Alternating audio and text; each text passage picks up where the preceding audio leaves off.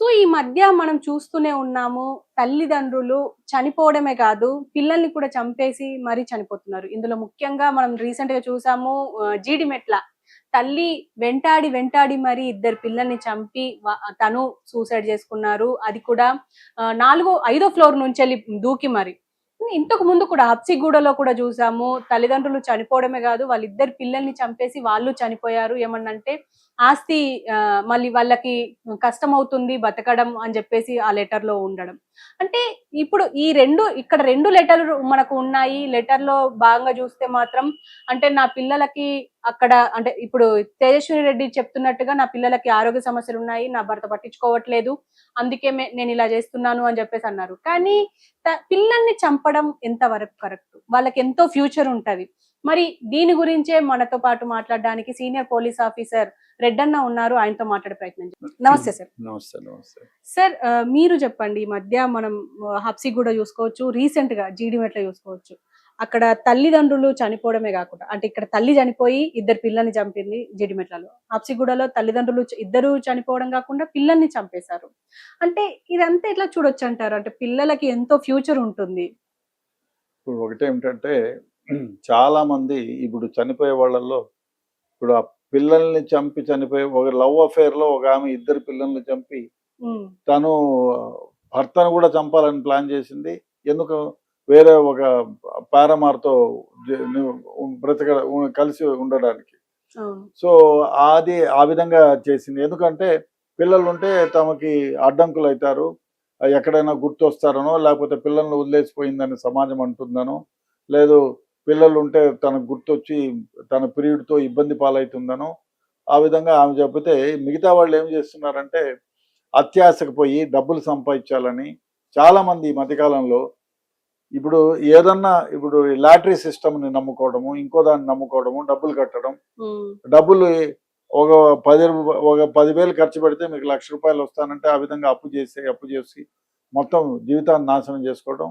So తమ ఆస్తి పోగొట్టుకోవడం, ఇండ్లు లేకుండా కూడా పోవడం జరుగుతూ ఉంది. దాంతో ఏమైపోతున్నారు, ఇక జీవితంలో అప్పులోళ్ళు వచ్చి మీద పడితే పరుగు పోతుంది. సో వాళ్ళకి ఇవ్వలేరు. సో రోజు కొట్లాట్లు అవుతాయి. ఎందుకు ఈ బాధ అని చనిపోతున్నారు.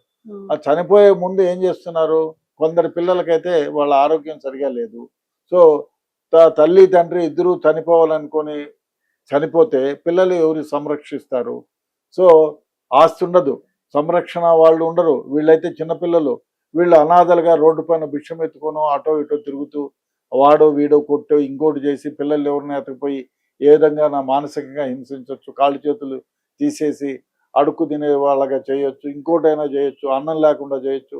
దానికంటే బెటర్ మేము ఎలాగో చచ్చిపోతున్నాం కాబట్టి మాతో పాటు వాళ్ళని చంపేస్తే బాగుంటుందనే ఉద్దేశంతో ఆ విధంగానే ఎందుకంటే వాళ్ళని చూసుకున్న వ్యక్తులు ఎవరు లేరు కాబట్టి చంపేస్తున్నారు. అటువంటి వాళ్ళు చాలా మందిగా తయారైనారు ఈ మధ్యకాలంలో. దానికి కారణం ఏమంటే అత్యాశ ఒకటి, ఎథిక్స్ లేకుండా బ్రతకడం, మారల్స్ లేకుండా బ్రతకడం, దాంతో చెడ్డ పనులన్నీ చేయటం, డబ్బులు పోగొట్టుకోవడం, అదే అతి ముఖ్యంగా కష్టాన్ని నమ్ముకోకపోవటం.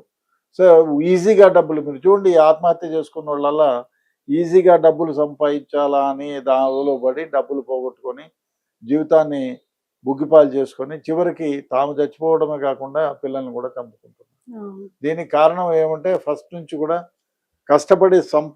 కష్టపడాలి, తమ కాళ్ళపైన తాము నిలబడాలి అనేటువంటి మనస్తత్వాన్ని వదిలేసి ఏ విధంగానైనా ఈజీగా మనీ సంపాదించాలనే దోవలో పోయి ఉన్న ఆస్తిని పోగొట్టుకొని చివరికి తమ ప్రాణాలను పోగొట్టుకోవడం కాకుండా పిల్లల్ని కూడా చంపుతారు.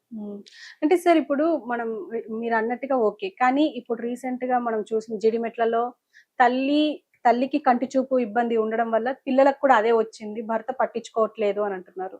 అంటే ఆ కేసు ఎలా చూడొచ్చు అంటారు సార్? ఇప్పుడు తల్లికి కంటి చూపు లేదు, తాను గుడ్డిదే, ఆల్మోస్ట్ గుడ్డి ఆమె.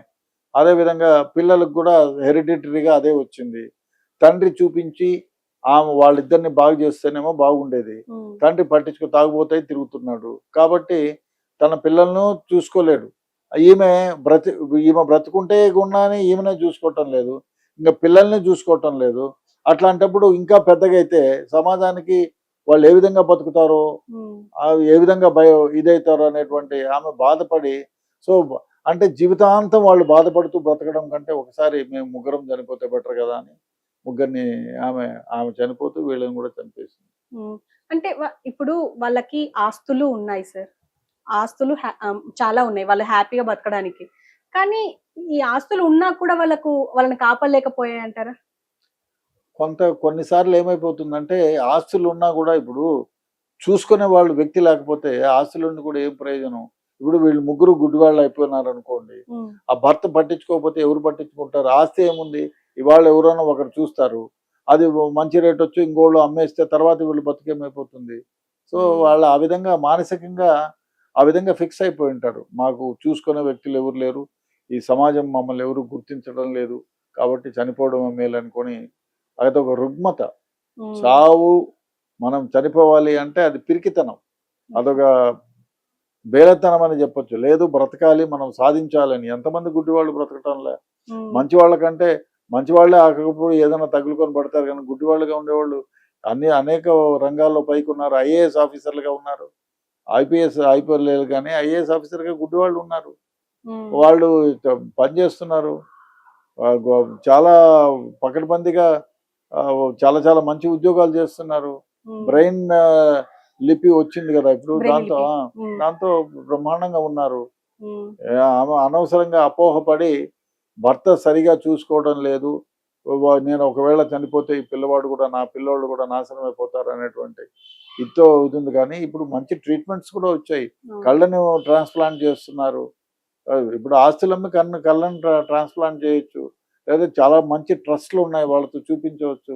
హ్మ్. ఆమెని ఎవరు ఎడ్యుకేట్ చేసేవాళ్ళలాగా భర్త చేసే ఆగడాలకి భర్త సరిగా చూసుకోవడం లేనటువంటి వ్యవహారంలో ఆమె తొందరపడి తనను తాను చంపుకోవడమే కాకుండా పిల్లల్ని చంపిందనేది నా అభిప్రాయం. సరే ఇప్పుడు మనం ఈ మధ్య ఎక్కువగా చూస్తున్నాం. తల్లిదండ్రులు వాళ్ళని అంటే పిల్లల్ని చంపడం అండ్ వాళ్ళు చనిపోవడం. లేదా ప్రియుడి కోసం పిల్లల్ని చంపడం, భర్తని చంపడం. ఇలా అంటే మన నార్త్‌లో గాని, సౌత్‌లో గాని ఇలాంటివి ఎక్కువనే జరుగుతున్నాయి. మీరిచ్చే సజెషన్స్ ఏంటి సార్ అసలు పేరెంట్స్‌కి? అంటే ఇప్పుడు పిల్లలకి ఎంతో లైఫ్ ఉంటుంది సార్. వాళ్ళు కాకపోతే ఇంకో హాస్టల్‌లో ఉండైనా చదువుకునే ఇప్పుడు ఉంది. అంత ఎబిలిటీ ఉంది ఇప్పుడు సమాజంలో. అయినా కూడా ఇలా ఎందుకు చేస్తున్నారంటారు? మీరు అంటే ఇచ్చే సజెషన్స్ ఏంటి? డెఫినెట్‌గా మీరు సీ ఏదైనా పని చేయకముందు ఒకసారి ఆలోచన చేయండి. చనిపోయి సాధించేదేమిటి? బ్రతికి సాధించాలి గానీ, బహుశా మీరు వేరే వాళ్ళ ఇప్పుడు ఇంకోటి చాలా మందిని చూడండి.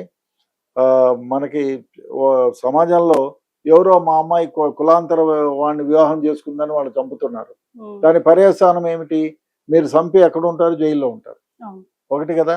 అదేవిధంగా ప్రియుడి మోజులో పడి పిల్లల్ని చంపి ఆహ్, త తన భర్తని, పిల్లల్ని చంపాలనుకునేవాళ్ళు మీరెక్కడుంటారు? జైల్లో ఉంటారు.